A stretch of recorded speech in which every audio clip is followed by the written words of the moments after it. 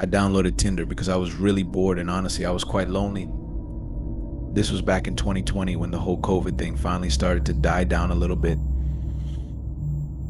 I'd actually used Tinder once before this, and I've met some pretty decent people off the app. Nothing special though, nor out of the ordinary.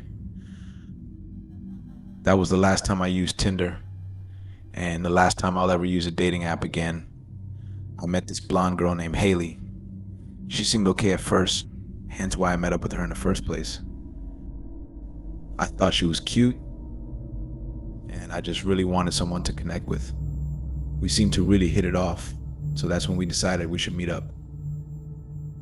Let me just tell you now that shit hit the fan and got absolutely crazy. You hear horror stories all the time about people meeting up with strangers from the internet that you never really seem to pay much attention to. Because, well, you think that things like this don't happen often, and the likelihood of it happening to you is slim to none. Well, that's how I thought anyways. I figured we would just go out to eat or maybe catch a movie or something, but she wanted to come to my house instead. As a matter of fact, she insisted. I made up an excuse as to why we couldn't hang out at my place. Really, it was because my house was a mess. And also I just wanted to get out of the house myself anyways. She very bluntly explained to me that we couldn't hang out unless we were to hang out at my house. Look, I know I should have seen this as a red flag, and I think part of me did, but I didn't pay enough attention to it. But what can I say? She was really pretty and I was lonely. I think she definitely used that to her advantage because she knew it too. I eventually caved in and I told her that she could come over. So we set up a time for her to come, and that gave me just enough time to clean the house and to shower and get myself ready. She texted me when she got here and I let her in. It was extremely awkward at first, and right away I thought that she looked a little different from the picture she had in her Tinder account. I couldn't tell if I was just overthinking or not, and I didn't say anything at first about it because I didn't want to be rude. I'm not all that attractive anyway. I just kind of let it go and we started chatting. Things were going okay, and then she asked me if I had anything to drink alcohol-wise. I told her I had about a half-fifth of Jameson left in the cupboard. I excused myself to the restroom, and when I came back, she was sitting on the couch with her drink in her hand. I saw that she had prepared a drink for me as well that was sitting on my glass coffee table. I really wasn't in the mood for alcohol, especially not liquor, so I grabbed a beer out of my fridge and drank that instead. About 3 or 4 beers later, I ended up drinking my mixed drink that she kept pressuring me to drink. In fact, I almost completely decided against drinking it just because of how bad she wanted me to. I had a paranoid OCD-like thought that it was certainly possible that she could have spiked my drink or something while I was using the bathroom, and I had a serious feeling to stay away from the drink she made me altogether. But I let it go eventually because the drunker I got, the more I realized how delusional I sounded to myself. She seemed like a nice girl and we were getting along. She's fine. Plus, it didn't seem like there was anything in my drink, so I figured it was okay. Anyways, I drank it and I didn't feel much different until maybe about 10 or 20 minutes afterwards. But I just played it off as me being drunk and overthinking. After all, I am a lightweight, and 6 drinks is way more than enough to keep me pretty messed up. This is where things start to get really weird. The last thing I remember was we were sitting on the couch and I started feeling very strange. I started to feel faint and very dizzy until I ultimately passed out completely. I had to have been out cold for at least 5 hours because I woke up at the crack of dawn and what I discovered was nothing short of a nightmare. I was lying on my bedroom floor and I awoke in a terrified state of mind. I slowly started to piece together that something was horribly wrong, and I was still feeling weird from the drugs she had roofied me with. The first thing I noticed was that my whole entire body was in serious pain, all the way from my neck to my arms, my back, and my stomach too. I had bruises all over me and I had over 5 serious stab-like puncture wounds along with deep cuts in both of my arms and my stomach. I got up and saw that my bed and the floor in my room were soaked with blood and the walls as well. I about fainted again when I saw this, and I remember feeling like I couldn't breathe. I went to grab my phone to call the police, but I couldn't find it. It turned out that she had stolen my phone and all 4 of my TVs that were in my house, along with some jewelry in one of my safes that had over $20,000 in it. I looked all around my house, but nobody was in sight. My house was a complete wreck, though. She destroyed windows and vandalized just about every room. I mean, she just completely demolished everything. I remember looking in the mirror at one point, having a complete breakdown. I couldn't believe that any of this was real. I'm almost 100% positive that there was somebody else other than the girl that I met that was in on this. It's hard for me to even type this out, but my stomach had a really disturbing wound in which they used my blood to draw a pentagram on the wall of my bedroom with. I found one of my old phones in my dresser and I plugged it into the charger. I connected it to the Wi-Fi so I could call a friend on FaceTime to get the cops out to my house, and I just waited for them to show up. It was probably about 20 minutes, if that. I don't know what the hell she drugged me with exactly, but it was reported as some sort of rare, extremely powerful tranquilizer. I gave all the information I could to the police, and I logged into my Tinder account on my old phone in hopes that the account would still be there so I could show the police. But of course they unmatched me and probably deleted the account. Not that it would have helped much anyways, because I'm pretty sure I was catfished. They never caught the people who did this. I actually moved to a new house a couple of months back, and I don't live in as much fear now. I also have security cameras, and I have an ADT security alarm system set up now too, which I recommend everybody has if possible. It could save your life.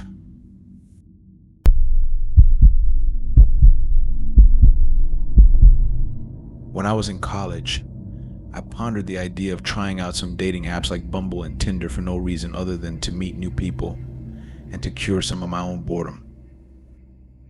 I matched with someone I recognized from high school named Claire. We spoke very little about anything, really. We only briefly talked about how it was a coincidence that we never spoke before. We had the same group of friends in high school, and our school was relatively small, so I suppose it was kind of weird that we barely knew each other. The conversation very quickly turned into her asking me if I wanted to hang out that night. I was stoked, so of course I said yes, all while trying not to sound overly excited about it. You know, I kind of thought that it was weird that she wanted to hang out so quickly, especially at night. But I hardly questioned it, and I didn't want to ruin my chances. She asked me to come over and told me I could come by any time after 11 p.m. She told me that she would be alone and that I should try to bring weed if I could. I didn't smoke, but I knew friends that did, so I showed up with $10 worth of some pretty shitty looking weed, hoping that it would be good enough for her. Looking back, I should have been more wary, and I at least should have told someone I was close with where I was going, because little did I know I was in for an extremely messed up situation. But my 20-year-old curious virgin brain ran rampant with the endless possibilities of me having a lucky night. I think I kind of liked the idea of not knowing what was going to happen, but I never would have thought in a million years that what happened would happen. On my way there, I was excited. I turned on some music and was singing in my car practically the whole way there. As I started to get closer, probably only 2 minutes away, I started to get a weird feeling as I didn't really recognize the area. And that's when my anxiety kicked in a little bit. When I pulled into the neighborhood, I saw that it was a very run-down area, and I started to question if I was in the wrong location. But the address she gave me matched up with where I was, so I continued driving until I stumbled upon her house. I felt my heart drop to my stomach when I saw the house that she gave me the address to. I'm telling you right now, I knew deep down for a fact that something wasn't right. There was something so off about the house and the area I was in general. The house was extremely dark, and the only light coming from it was an inside light that was upstairs. I rolled down my foggy tinted windows so I could get a better view, and I told myself there was no way I was going to walk up to the house. It literally looked abandoned. I started to drive away, And less than a minute later, I received a notification on Tinder from Claire that asked where I was going and to come back. I told her I thought I had the wrong house, and she told me I was wrong about my presumption and told me to come back once again. I seriously didn't want to, and I had a horrible feeling about it, but I also wanted it to not be a setup so bad that I foolishly went back. I asked her if she would come outside when I got there, and she called me a wimp and told me that she was just finishing up getting ready and that the door was unlocked and that I could just let myself in. Still to this day, I'm embarrassed by how stupid it was of me to actually follow through with what she said, but I did. I parked the car on the side of the road and began walking up to the porch. I knocked on the door to let myself be known, and I opened it. I walked in slowly, and right away I could tell that the house was disgusting. It was extremely dark, but from what I could see was a mess and really vile looking. I heard some music coming from upstairs, and I saw a light up there as well, so I followed it. "Hello, Claire?" "I'm here," I said. The closer I got, the more I could make out the music. It was some sort of death metal or black metal music playing, which really freaked me out, honestly, even more. It just added to the creepy and eerie vibe of everything. I finally made it up the stairs, and I saw there were only 2 rooms, one of which was the bathroom that had the light off. I looked in there, and there was nobody. My attention pointed in the direction of the other door, where the music was coming from, but it didn't really look like the bedroom had a light on or anything inside. That's when my anxiety turned to fear. I really began questioning my choices of how I wound up in this situation. Then the music stopped. I heard a bunch of footsteps walking around on the hardwood tile before me in the room, and people were talking. Then I heard a loud scream come from the bedroom that jump scared me so bad I almost fell down the stairs. Finally, my senses hit me, and I realized it was time to leave and how dangerous of a situation I was in. I turned around to run down the stairs, and that's when I saw some guy dressed in black that had gothic makeup on and long dark hair. Almost simultaneously, the door behind me upstairs also opened. "Ethan." "Hey, it's Claire. I'm glad you could make it," she said. I turned around and I saw that it definitely wasn't Claire from school and that I was 100% being catfished. The guy downstairs started walking quickly up the stairs in my direction. "Okay guys, this isn't funny anymore. Please just leave me alone."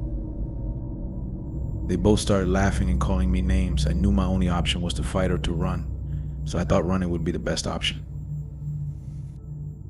I ran into the bathroom, and I managed to shut and lock the door before they could get to me.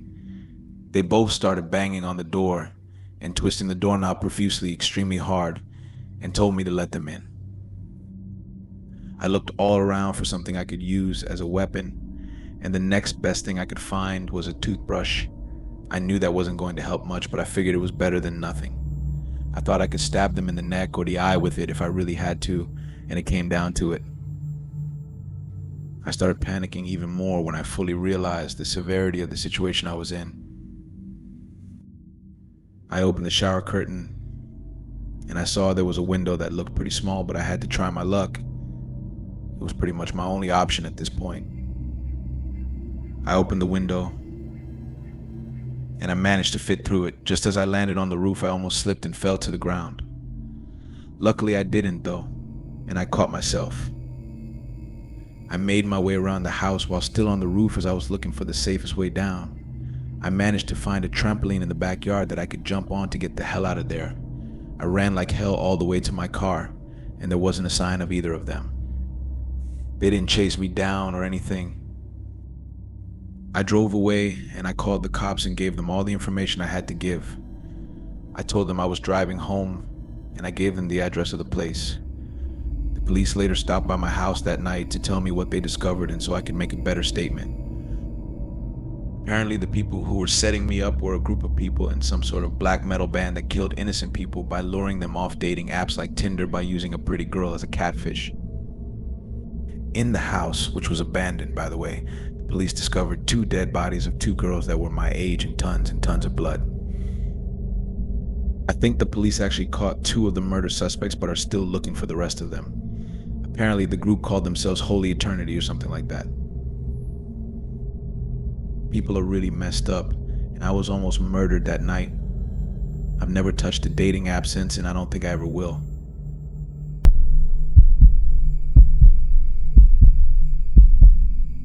I made one of the most idiotic decisions I have ever made a few years back that ultimately led me straight to a downright horrible and absolutely barbaric situation with someone that I presume is honestly a serial killer or even worse potentially. I'm a 21-year-old girl, and this took place about 3 years ago to be exact. I was 18 at the time and I had just graduated high school. It was the middle of August and it was a relatively boring day. Up until this point, my summer vacation was extremely boring. My dad and I lived alone, and he was extremely protective of me, so much that he was abusive to me emotionally and psychologically. He wouldn't let me have any friends whatsoever, and every day I had to stay home to either help him with chores around the house or pretty much to be his personal slave. He even took my bedroom door off the hinges to make me feel completely powerless. He never let me have an ounce of privacy until he finally got me a phone. That is, which was about a month before this all took place. He would usually take my phone at 8 o'clock every night, but he was extremely drunk this night, and he didn't get home from the bar until after 10 o'clock or so. I guess he forgot. Either that or he thought I was asleep, so he didn't bother. I'm not sure, probably a mixture of both. I had Tinder on my phone, and I used that as an escape to meet new people and to socialize. Through all my years of isolation, I was never really able to meet any good friends. Most of the kids at my school either pretended to be my friend or just flat out picked on me and did their best to make my life a living hell. I had been talking to this guy who we'll call Alex for this story on Tinder for just over a day, and our friendship progressed pretty quick.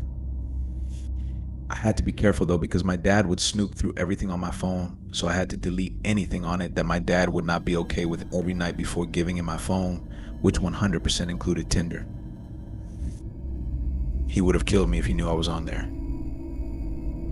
Anyways, this guy I was talking to was 28 years old, and at the time, him being much older attracted me, and it boosted my confidence that an older man was talking to me. But looking back, even just a few years ago, I can see how it was definitely kind of creepy of him to be talking to someone my age. Anyways, I sort of told him about my situation at home, and he said that I could come live with him. He reminded me that I'm an adult now, and legally I don't have to abide by my father anymore. I was extremely excited by this, but also terrified. He told me that he could pick me up tonight and that I should get my things ready. I told him that I really wasn't ready for that yet, and that I just wanted to hang out for now, and I asked him if that was okay, to which he agreed. He told me he would be there to pick me up at midnight,